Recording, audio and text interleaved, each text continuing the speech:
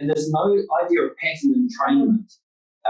What has worked in the past may not serve us as well in the now, and might actually hinder us in the next. And so actually recognising that and figuring out are these things enabling or constraining? And that's going to require a degree of reflection. I think risk aversion, risk tolerance are at the heart of most regulators. We're in the certainty business, right?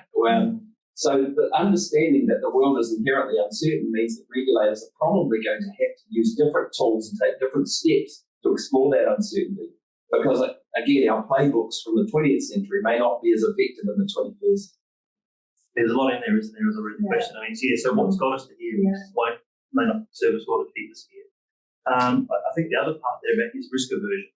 Now, again, I'm speaking to both bookends here of the ANZSOG audience and Lisa, you from G-Reg. So it's all about regulatory profession. It's about regulatory professionalism.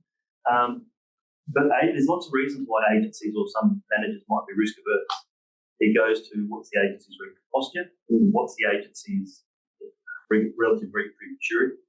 I think any of these, even though the question was anchored in hindsight, I think we could say this for any of the sites. Well, if any of them are over-egged or neglected, the machine gets out of balance. Yeah, very true.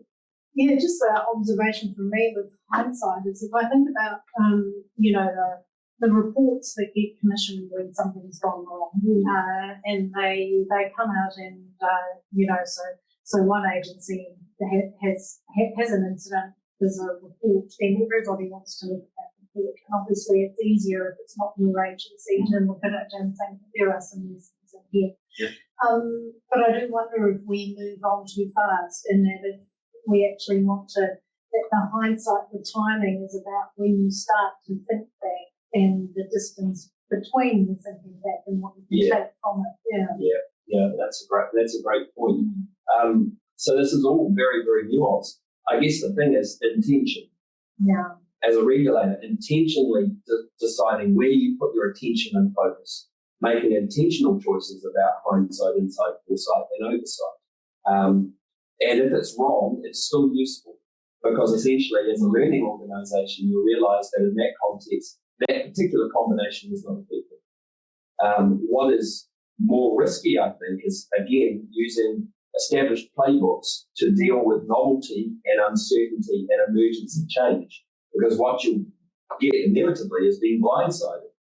You haven't expanded your playbook, you haven't necessarily run those experiments, you haven't extended your options using different approaches, and there will come a day where it's going to result in something which is suboptimal for the agency, suboptimal for the regulatory system, and probably for the government in some shape or form.